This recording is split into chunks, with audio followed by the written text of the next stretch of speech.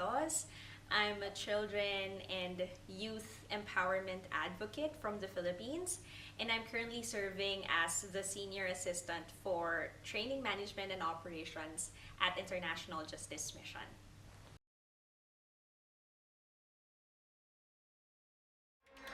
So, after being exposed to student council work and volunteer work, that actually encouraged me to pursue a different path. Even though I'm a communication practitioner, I graduated communication with a degree in communication. I challenged myself to follow my purpose.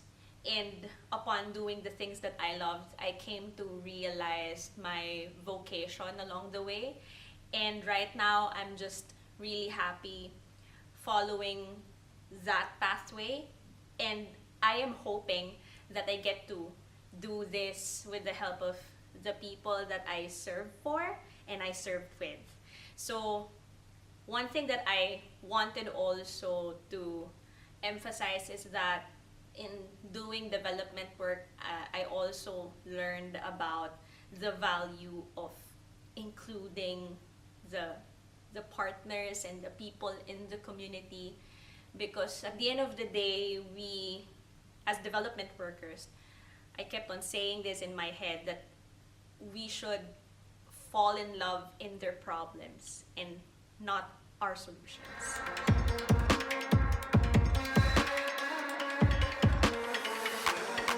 Give an experience where I faced a difficulty in a certain situation was back in 2022. It's actually my first time to vote back then, and at the same time join a national campaign for a presidential candidate. And during that time, it was so uncertain because we're in the middle of the pandemic, we're starting to navigate things and live in a different normal setup. So everything was just so experimental, and it's so hard to move because at some point you're also restricted and confined in the four corners of your home. So as a youth myself and as a fourth year graduating student doing my thesis at the same time, I did my part as a student while also campaigning, doing I was a region 3 coordinator for that election. And what I did is to continuously communicate with our volunteers and make sure that all the campaign paraphernalia and campaign activities are being executed well. So everything is happening all at the same time.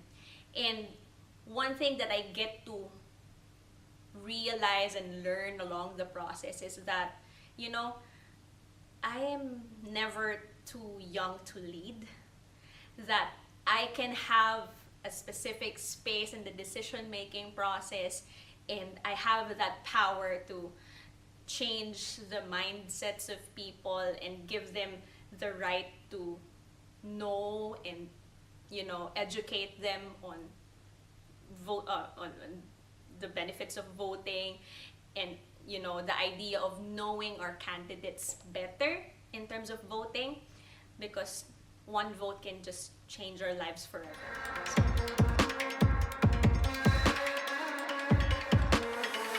Leadership is more on listening rather than speaking. I was thought that, before, when I was in fourth year college, that, when you're a mass comm student, you tend to talk a lot, share a lot. But upon doing development work and meeting a lot of people from different walks of life, I came to realize that you need to be a deep listener for you to be able to lead. And that's actually one of the perspectives and ideas that I want to foster within me moving forward in doing development work, that I need to listen more and be more present rather than thinking of a reply whenever I talk to people, because that shows how genuine you are as a person. And for you to be able to know their problems and be able to solve them, you must also first listen to, you know, the people that you serve for and you served with. Um, Apart from deep listening, I also value the idea of leadership in the essence that as leaders, we also need to be agile in certain situations because the world is changing, um, and the terrain might not be the same tomorrow. So it's very important for us to be flexible and adaptive, for us to be able to create safe spaces, champion the advocacies that we want to push for, and eventually attain those goals that we have set for the community.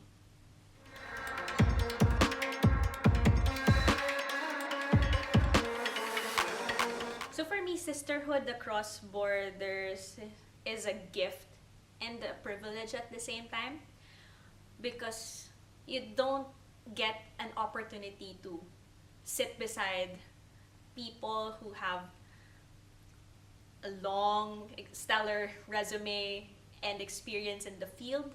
And for me, this mentorship program is also a wake-up call for women leaders to really step up, equip themselves, because as a woman leader myself, I don't want to serve people from an empty cup.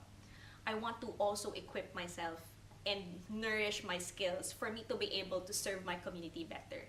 So this program is, not just a privilege, but also a responsibility at the same time for me to be able to send the message that I have learned here to, my work in the Philippines, my work in combating online sexual abuse and exploitation of children, for, to foster child-friendly spaces. So, the children in the Philippines could live their dreams and chase them without fear.